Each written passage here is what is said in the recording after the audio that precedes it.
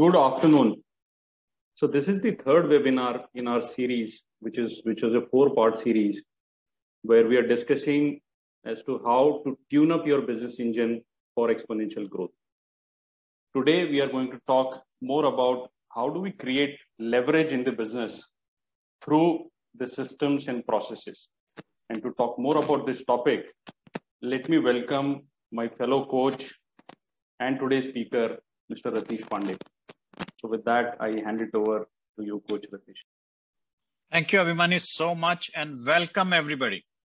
You know, when Brad started thinking about business and what's a definition of a successful business, he talked about was very, very clear.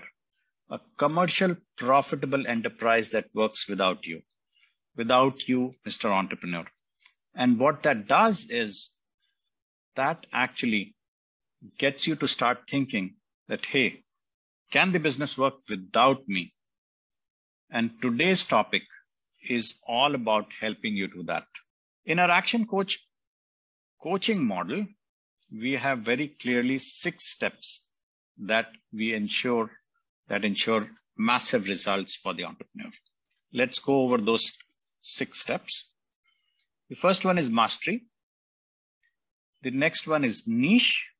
The third is leverage. The fourth is team. The fifth is synergy. The sixth is results. Now, when you look at it at an overall perspective, it's at mastery where we are trying to eliminate chaos and get the business in control. Today's series is the third in the series of 4 webinars that we are running. We've already run 2 webinars, one on mastery and one on niche. And absolutely, they are available on our Facebook page. So if you want to go back and look at where you can understand a little bit about mastery and niche, feel free to go back to our Facebook pages and you will find these webinars there. The third in series today is about leverage, which is where how do you get your business to be the most efficient? How do you manage that for yourself? The next, of course, is team, and that is the next webinar that we'll have, which my colleague coach Abhimanyu will run for us 2 weeks from now. Leverage is all about efficiency. When you think of the word lever, what comes to your mind? Go back to the early physics class that you had and where they taught you what's a lever and how does a lever work. Very simply, lever helps you do more with less. So which means that using a lever, you could actually lift far more greater weight using less strength. And the same concept of leverage gets applied in the business through systems. So today's webinar is all about how do you use systems and utilize systems as a lever to make your business far more efficient and do much more with less. So leverage is actually all about, as I said, systems. What's Action Coach's definition of system? It's saving yourself time, energy, and money. All the 3 things that most often entrepreneur has less of. To save money, that's good for the business. If you save money, you build your cash flow better and your profits get better. So really, it's all about systems. And today, we will look at what are the 4 key areas of systemization. Now, I've broken this webinar into 2 subsets. The first one, we'll talk about the 4 key areas of systemization. And then in the next, we will talk about what is the sequence that you should have to have the right systems in place so that everything works efficiently like a well-oiled machine. So let's look at the 4 key areas of systemization. Any questions at this stage? Anybody has? I think we are okay. Good. So the first focus that I have is about people and education. You'll say, where do people come into systems? But really, it is the people who make your business or break your business. So most often, having the right people, but more importantly, people understanding what they are expected to do on a day in, day out basis. What's their role within the organization? Helping them understand that becomes very critical. Now, understanding that role comes through having the right job description so that the person, when he comes in, he knows exactly, hey, this is what I'm going to deliver for the organization. And more importantly, it's about what I do day in, day out. How does it align to the organization's goals? And we'll talk about this a little later in the second section. Then comes the education. Now, when I coach entrepreneurs, the first thing that I get into is, sir, बड़ी deal में तो मुझे ही जाना पड़ता है क्योंकि मेरे से अच्छा कोई क्लोज ही नहीं कर सकता business. And my answer to that entrepreneur always is, we have to clone your thinking. And how can we pick pieces of your brain and put that education in front of the teams and train them on it? Most often, entrepreneurs at times are fearful about sharing their information. And what that does is they feel good that they are in control of the organization because they know it better than their team.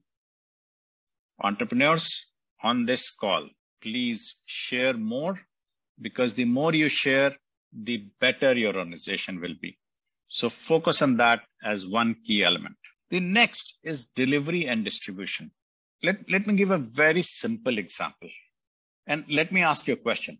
Is delivering perfectly every time or in the highest quality every time more important, or delivering consistently more important? And I know a lot of entrepreneurs want to deliver it perfectly every time.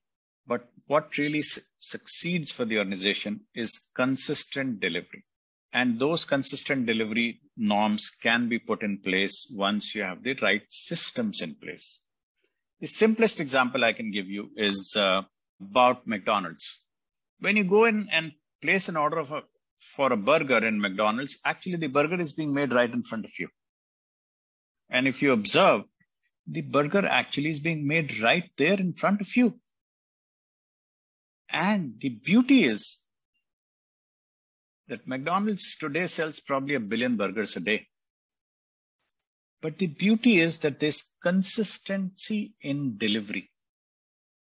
The burgers looks, feels absolutely the same in any McDonald's.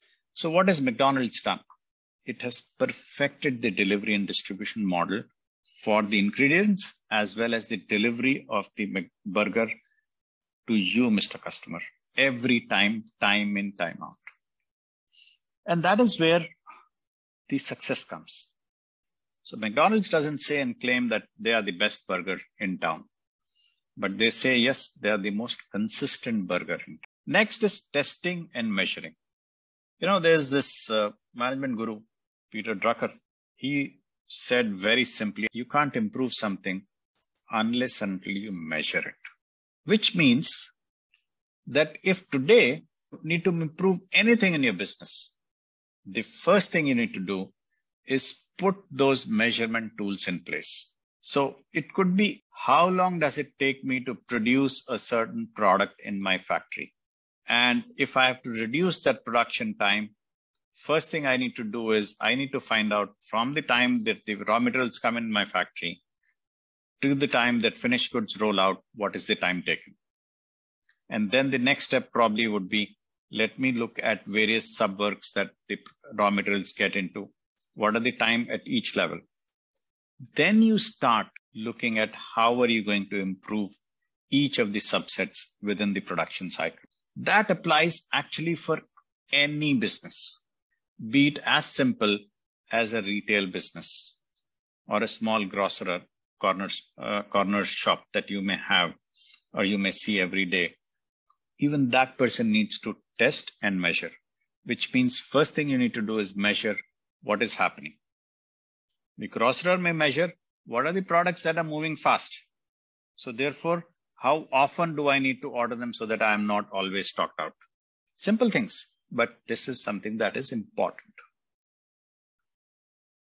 And the next piece, the fourth piece, is systems and technologies. 20 years back, probably technology was a word that people used to fear. Today, technology is so robust and it ungates limitless possibilities. in front of you. So the best thing that has happened in the last 20 years actually is, for most entrepreneurs, is the fact technology is available literally on the tap. The speed at which you can implement ERPs.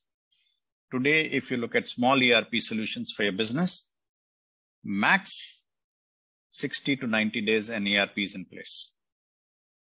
So look at the speed at which technology today gets in place and helps your business take things forward. Actually, if you, as an entrepreneur, you're not thinking systems and technology, I think you're missing the boat. So after these 4 steps, and this, now we come to the next section of the webinar, which is where we talk about 9 steps to systemization. I'll take you right from where the higher level thought should be, and then bring it down and connect everything to what your employees do literally on a day-to-day basis. And that is how it sort of just connects all the way from the top to the bottom. So let's look at the 9 steps. And the reason why I've sort of shared this book, Instant Systems, it's a wonderful book from our chairman and CEO, Brad Sugars. How can you put systems easily in your business and why they are so important?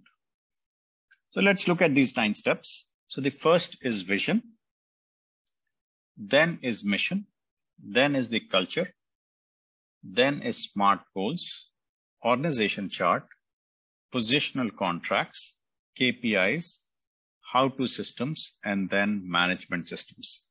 These are the 9 steps that you need to take. And my friends, once you put these and align yourself to this thinking, right from where your vision is, right down to the bottom, everything gets connected. And I'm going to show you how it gets connected today. So let's start with the first one. So as I had already mentioned, system is all about saving yourself time, energy, and money. Let's talk about the vision. What's the vision? Vision is really your long-term, 10 to 15 years out goal. That is the guiding light of the organization. What is it that you want to achieve at a larger level? If you remember the video that we just showed, and I also talked about it, what is Action Coach's vision? Action Coach's vision is very simple. World abundance through business re-education, right? What is Ethic Advisory and what is my vision? Very clearly, I have a simple 3 words vision, which is helping entrepreneurs succeed. That's what I want to do in life. Help every entrepreneur that I interact with, help him or her succeed. Okay, so once you have set up the vision, you need to be absolutely clear, is it going to hold the test of time? A vision can't be, okay, I need to hit, today I am at 20 and I need to hit 60 in the next 2 years on the sales side. That's not a vision. And the next 5 years, I'm going to double or triple my business. That's not a vision. Vision has to be far bigger than this.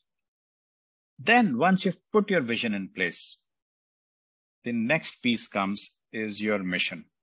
Your mission is the roadmap. How do you reach your vision? How do you reach your vision? So once you have the higher level thought, this is the road. Mission is the road that takes you. Now, many times, people say, hey, what's the difference? The difference, and I'll quickly explain it to you. Your mission needs to be actually addressing 4 key things. The first one, what kind of business you're going to address. So for example, let's say for Ethic Advisory and for me and Abhimanyu, we have a clear mandate on the business coaching side. We're going to address SME business owners and startups. That's a clear mandate that we have. That's the business that we want to. That's my roadmap that is going to lead me to my higher vision. Number 2, what kind of people you want to partner with, and partner in the sense, people who want to work for you. You need to be absolutely clear there what kind of people you want on your bus. The third, what kind of customers you want to address. And the fourth thing, which is still more interesting, is what is unique about your business? What's so unique about your business? And many times, a lot of business owners tell me what's so unique about your business. And the answer typically is, oh, we provide world-class service. What's world-class service? Or my service is better than the best. Now, the same thing can be said by your competitor.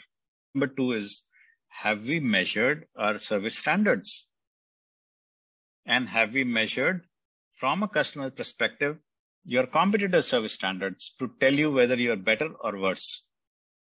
So the point what I'm trying to make is make that and build that uniqueness absolutely, that nobody can challenge it because it's truly you. It's you and very unique to you. Think about that. So 4 things on your mission: what kind of business you're going to address, kind of people you want on your bus, kind of customers you want to address, and what's unique about your business. Then comes culture. This is a make or break for any business, because the culture most often is set from the top, from the entrepreneur. You are deciding what you want in your business, what kind of culture you want in your business. So culture also is also defined as what are the core values. Any large organization that you can think of, you go to their website, you will absolutely find that these are the values that we live for, breathe in, breathe out, day in, day out. And the reason is, most often, when you're asked and you're stuck with a very difficult decision to make, it is these values that help you decide what's the right decision for you, your organization, to take things forward. So again, when you look at culture, you actually look at 4 key things in that. You need to address absolutely clearly, right? What are the values that the owner is bringing to the table? What are the values that the company will have? What are the people values that you want to follow? And lastly, what are the values that the customers will see? Now, most often when you're hiring, that the company has a certain set of values, but suddenly you hire an employee whose values are completely different, divergent from the corporate values. That employee is not going to stay for long. Number 1. And number 2, again, that employee is actually going to make the organization's culture still more difficult to live. So therefore, it is important that your employees and people that you work with have similar culture as you and your organizations. That makes it a very fruitful partnership, and a partnership that lasts for the long run. Goals. Now, when I say goals, it's actually SMART goals, right? You understand that SMART is an acronym, right? Specific, measurable, achievable, realistic, and time-bound. So goals are the milestones to the mission. If you're on the road to mission, the milestones that you see on that road are your goals. Now, the biggest challenge is, and just today, right now, I got off a call with one of my entrepreneurs. And I said, have we planned a year-long goal? And then let's break it down to 90-day goals out of that. And the answer was that, coach, why do we need the year-long goal? Let's plan the immediate 90 days. And what most entrepreneurs miss is actually it's not just the year-long goals. Your goals need to be tied to the vision, to the mission. So you really need to look at, if this is what you need to achieve in the next 5-7 years, what are you going to do this year so that you're on target to hit your 5-7 year goals. So therefore, it's very important to look at what's 5 years out and then see what you need to achieve this year to ensure that you're on the right track to hit your 5-year numbers. That is what is important. You know what has happened so far? The first 3 things that I talked about, vision, mission, and culture, they're all amorphous. Hawa mein. It is at goals level that we really start seeing things tangible right in front of us. But jo hawa ki cheez hai, vision, mission, or culture, is far more important than anything else. Research has shown us that organizations who have clarity in their vision, mission, and have the right culture set have actually outperformed other organizations who have missed the bus on those 3 key elements. So entrepreneurs, do not ever miss it. Stay on it. Once you have the goals, then comes how are we going to achieve it, but more importantly, who's going to achieve it? And it is this who that gets defined and translated into an organization chart. Who's going to do it for you? And then as you put your organization chart together, you actually define the team. Who's going to do what? Which piece?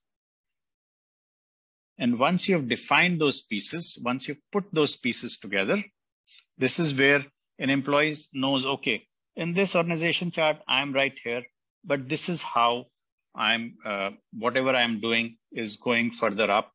And whatever I'm doing today is helping the organization achieve its goals.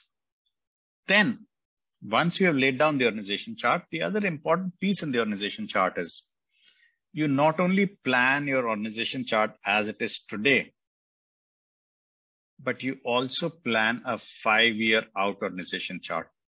That imagine that today, if you're at 100 and 5 years out, your target is 500, how your organization chart is going to look. And the reason why, that if you want to be 500 in 5 years from now, you need to start thinking today as a 500 crore company. You cannot start thinking then that once let me reach 500, then I'll start thinking like that. No. Our thinking has to be that we are as big as we want to be 5 years from now. Once that happens, your thinking changes and you start putting things in place, what is required to be done for the future success and for the right success of the organization. So you've put your organization chart, you've put your people in the right slots. What are they going to do day in, day out? That is where at Action Coach, we call it positional contracts. Now I know you'll say, positional contracts. Coach Ratish is talking about positional contracts. Oh, they are job descriptions. Yes. But when you use the word contract and positional contracts, it actually adds a fair amount of weight in front of the employee that this has some legal consequence also. A job description doesn't say it as many words. So the point is, once you have the job description in place for each position within the larger organization chart, what it does, it gives any employee complete clarity as to what is it that he or she is expected to do and deliver. Not only that, the job description also clarifies what are the measures of success. That if you do this well, or if you reach these things, you will be absolutely bang on right there. 2 things you are looking at in positional contracts. The job descriptions defines what you do in your job, and the measures of success is what will ensure that tells you that you've succeeded in your job.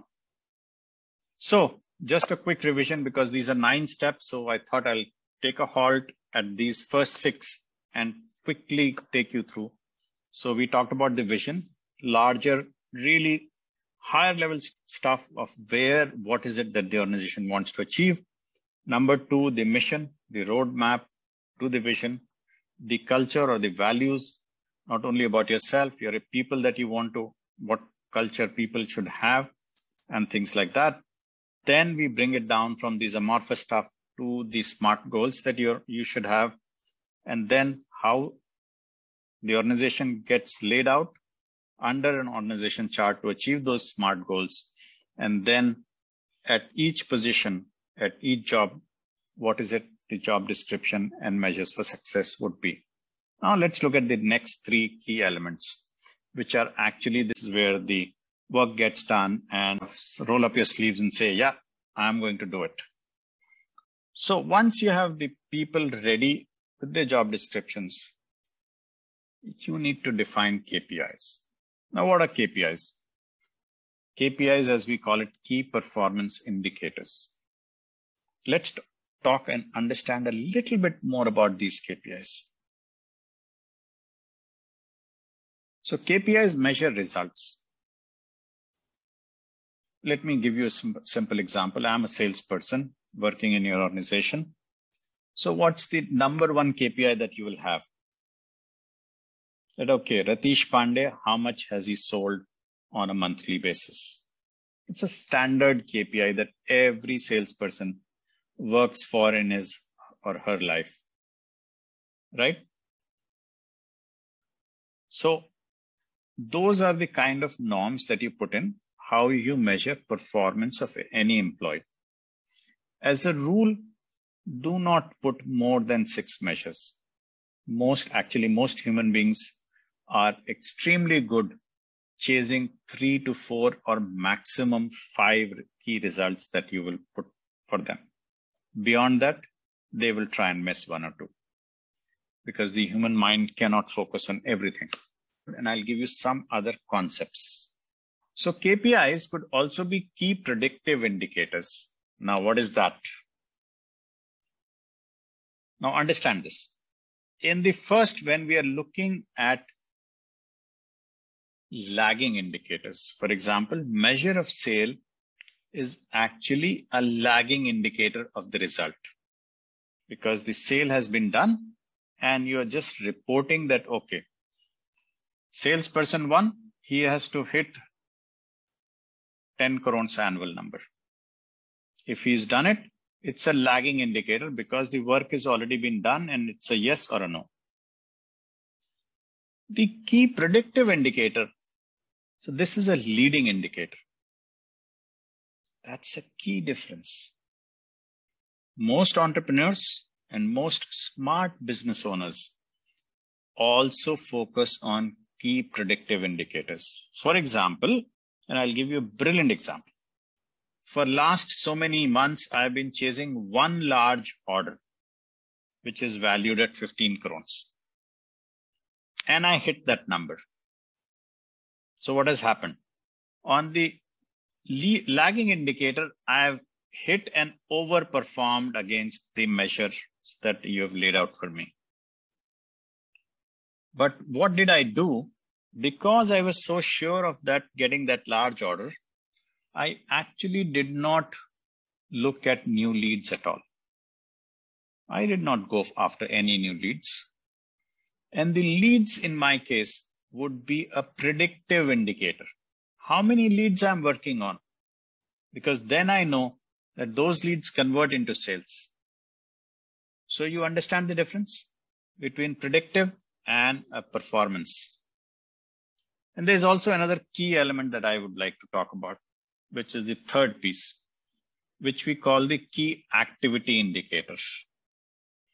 Now, this key activity indicator is all about, take you back to one of the businesses that I was leading, where one of the activity was how many engagements on the store floor did you have on a day? It was not about selling. It was how many people experienced the product at the store floor. And therefore, it is an activity indicator. Now, why do companies focus on activity indicators at times? The reason they focus on activity indicators is because that could either help in brand building or it could help in future business. So, for example, If a person has experienced the product well on the store floor today, he or she may not buy it today, but may come back 2 years later to buy the same product. And that is why key activity indicators becomes a very interesting concept to even think about. So people understand KPIs, predictive, performance, and activity. But the same thing works around. So therefore, it becomes very important to put at some kind of measures in place to ensure that your staff knows exactly what they are measured against. Remember, till you don't measure, you will not be able to improve. Now, how the story is going. You have the goals, then you put the organization chart, then you created job descriptions, and then under job descriptions, you put in the KPIs. For making it easy for the employees, you need to do one more thing. This is defining standard operating procedures, SOPs. This is also what we call how-to manuals. The best example that I can give you, I'm coaching a wonderful set of doctors these days, and these are surgeons. When I started talking about SOPs to them, they said, "Oh, what are you talking? Every surgery that we do, we have a complete booklet, 80-page booklet on what is the SOP for each surgery." I said, "Show me." I challenged them, "Show me." And lo and behold, he told his guy and he said, "OT se SOP manual leke aao." And there was a manual that laid out everything. And then the next question I asked him, "So when you have a SOP for your operation theater, where is the SOP for the business?" It was like aha moment for him. He said, "Oh my God, what a brilliant idea."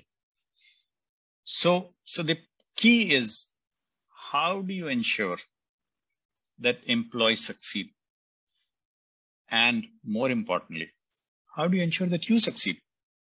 How do you stop being a busy man and become a businessman?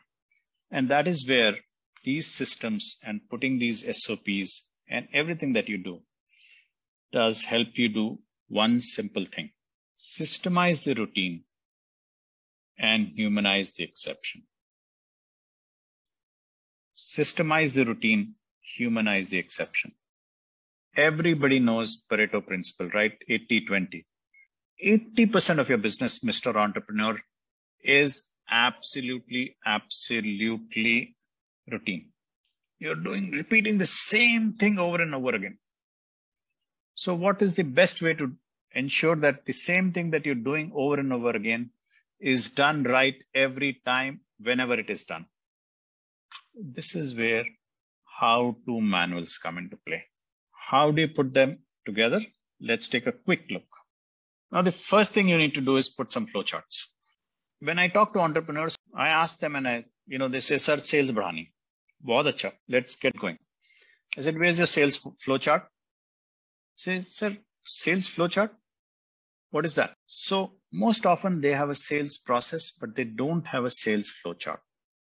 And the sales flowchart is exactly how you are thinking in your mind as you will take the customer through the question answer process. Where is the decision diamond? Yes, no, which way will the customer go? And how are you going to take the customer to ensure that the customer buys the right product from you or service? So having those flowcharts, this works also in a lot of manufacturing industries. Having those large 6-sheeters on the manufacturing floor, people understand what is the next step, what is it that they need to do. The next piece is documentation. Documenting processes. A complete documented manual on every process that they do routinely, because that is what is important. So that as people come in and join that organization, they don't have to start asking 3 other people or 4 other people, "Oh, what do I need to do next? What do I need to do next?" Refer to that document. That manual tells you everything what needs to happen. Then comes checklist. Checklist is a brilliant way to do work on a day-to-day basis. I know a lot of smart entrepreneurs who've started using checklists so that they know what they need to do. And then as it keeps getting done, they keeps getting knocked off their list. Checklist, a simple example I can give you is each one of us has gone to a 5-star hotel or a mall. If you've used the washrooms, behind the washroom door, there's a checklist. When is what last cleaned? Who cleaned it? What all things were done? And there's a tick. Simple. It's a simple document, but believe me, it helps and works brilliantly. Then comes videos and audios. I'll give you an example. During pandemic, I purchased a floor cleaning robot machine about just before the pandemic. And the pandemic hit, and obviously each one of us were doing everything that was required to be done at home. So we started using this floor cleaning robot. And the battery died out. Now it was pandemic times. People were not visiting. They were also not entertaining, customers at the service center. So I asked them, what do we need to do? He said, sir, bada simple hai. We will ship you the battery and we'll send you a video how to do it yourself. And it worked. So the customer service, wherever you have these simple things that you can let customers do it on their own, videos work brilliantly. Videos also work within the organization. So suppose an employee has done some phenomenal work, recording that video and posting it and sharing it across employees works brilliantly. Same for audio, similar approach. And then, of course, using photographs to ensure that you are able to tell people what would this right product look like. This is the photograph of a well-made product. This is a photograph of a poorly made, rejected product, so that people can relate to it. Employees can relate to it. That's where SOPs come into play, and photographs play a big role in that. And the last piece is computer systems. I don't need to say much more here. Computer systems and putting those in place have to be a top order need for you if you don't have them today. And the last, number 9, is the feedback loop, right? People have heard of PDCA, Plan, Do, Check, Act. So this is the check piece. Human beings, by and large, hate change. You tell them, kal se ye badal raha hai, and there'll be 10 people out of 15 standing up and saying, hey, this is not right. We did not sign up for this change. So therefore, it is important. The Plan, Do, Check, Act. The check is the place where you are checking whether the systems, processes, everything that you've put in place are right or not. If they are right, then you act and then keep going in that loop. So when you put these things in place, how to avoid frustration, more work, more problems, but improve productivity. It's about one single concept, which is called change management. And as entrepreneurs, you need to put change management in place and deploy it whenever you're putting these systems, policies, and new things coming your way. Because the better the employees and your customers are informed, the better your organization will be. So if you have a change coming in, let's say 60 days from now, a big ERP that you're trying to deploy, do not surprise your team saying, hey, from today, 1st April, we have a new ERP going. I've seen those kind of things happening and businesses just stopping to a grinding halt because the employees don't know what to do. So therefore, putting change management tips, tricks, techniques in place so that everybody is aware what is coming ahead becomes far more important. Ultimately, when we look at leverage, what are we trying to do? Very simply, we are trying to be customer centric. And why? Because we want your organization to be a commercial, profitable enterprise that works without you. And that without you comes significantly from the leverage that you deploy and find from the systems that you put in place. So as I end my presentation quickly, Jim Rohn, a great thinker, thought leader. Never wish your life were easier. Wish that you were better. Work harder on yourself than you do on your job. And just quoting our founder chairman, Brad Sugar, where will you be in 5 years will depend on the books you read, the people you associate with, and the actions you take. So friends, entrepreneurs, it is time to use leverage, use the systems and deploy them so that you can do more with less. So it's really time for action. Thank you so much. I can be, of course, reached at Ratish Pandey at actioncoach.com. And my phone number is right here. You can follow us on LinkedIn, Twitter, Instagram, Facebook, and YouTube. I'm happy to answer any questions that you may have at this stage.